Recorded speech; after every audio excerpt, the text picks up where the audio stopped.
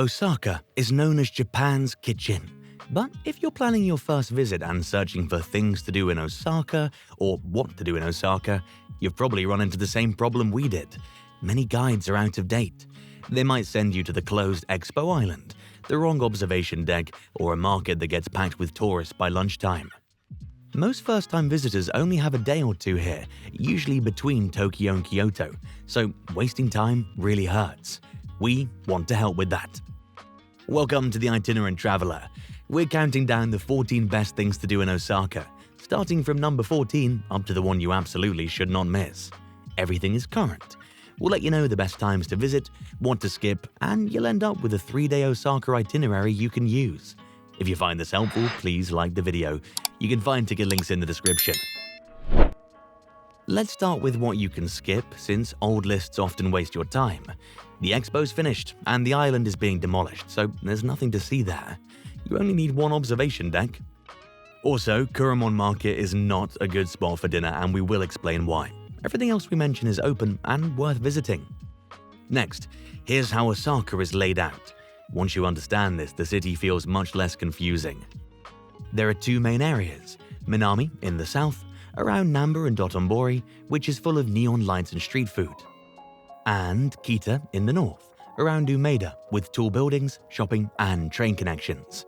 Between them is the older part of the city with the castle and temples, and the bay is to the west.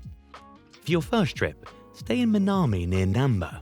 You can walk to dinner every night or take a direct train from the airport for about 900 yen. You can also use your credit card at subway gates now, so you do not need to buy a travel card. Now, let's start the countdown. Number 14 is the Osaka Museum of Housing and Living. It might sound boring, but it's actually very charming. Inside, you can walk down a full Osaka street from the 1830s, rebuilt indoors with lighting that changes from day to night. For about 500 yen, the yukata rental lets you stroll around in traditional dress, a popular choice for families and photographers. The only downside is that there are only about 100 yukata rentals each day, and they're usually gone by mid-morning on weekends. So, arrive early or plan to visit another time.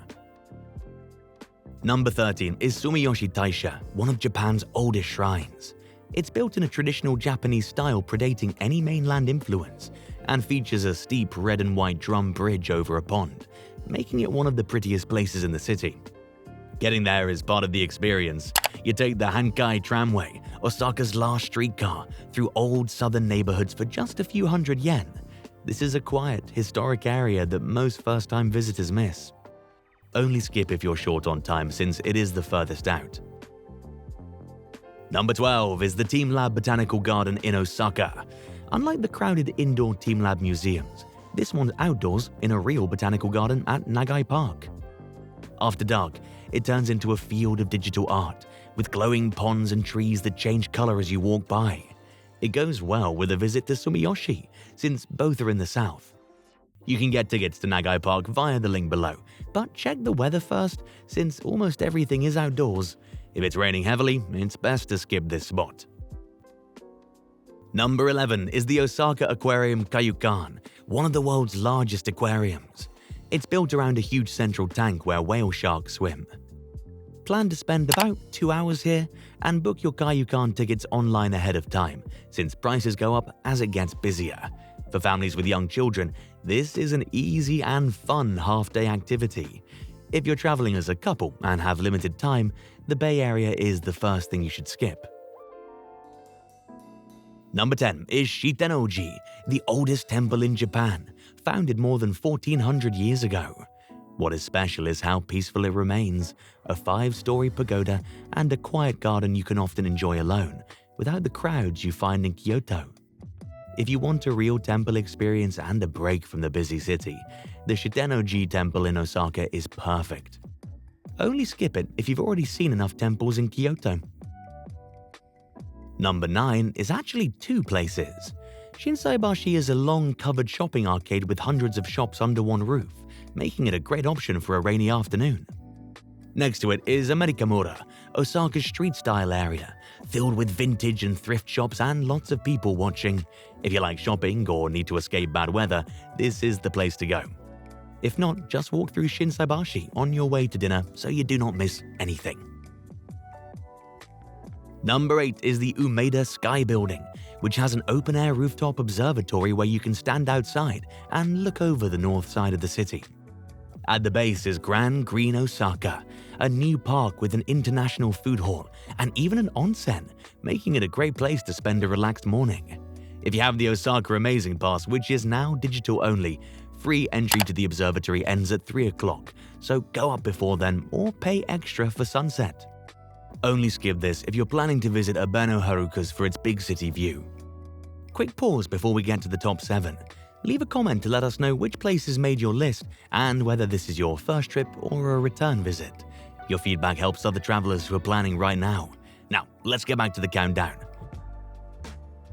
Number 7 is Shinsekai, a part of Osaka that feels frozen in time in the best way. Built over 100 years ago as a vision of the future, it now has a retro charm with hand-painted signs, glowing lanterns, and blowfish restaurants under the Tsu Tenkaku Tower. This is where kushikatsu, Osaka's famous deep-fried skewers, was born. There is one important rule: do not double-dip the shared sauce, since everyone uses it. Shinsekai's old, rough reputation is gone. Now it's safe, affordable, and packed with character and some of the city's best street food. Come hungry and visit after dark when the neon lights are on. The only people who might skip it are those who avoid crowds or fried food. Number 6 is Namba Yasaka Shrine, and it might be the best photo spot in Osaka. Hidden in a regular neighborhood just south of Dotonbori, the shrine features a stage carved into a giant lion's head, 12 meters tall, with its jaws wide open. It's said to swallow bad luck and evil spirits, giving you a fresh start. Seeing it in person is impressive, and since it's off the main tourist path, you'll often have it almost to yourself with no lines for photos. For such a dramatic place, it's surprising how many visitors miss it. It's only 5 minutes from Dotonbori, so there's every reason to stop by, even just for the photography. Number 5 is Abeno Harukas, the tallest building in Osaka, with an observation deck called Harukas 300 that's exactly 300 meters high. This is where the common debate comes in: Abeno Harukas or Umeda Sky Building.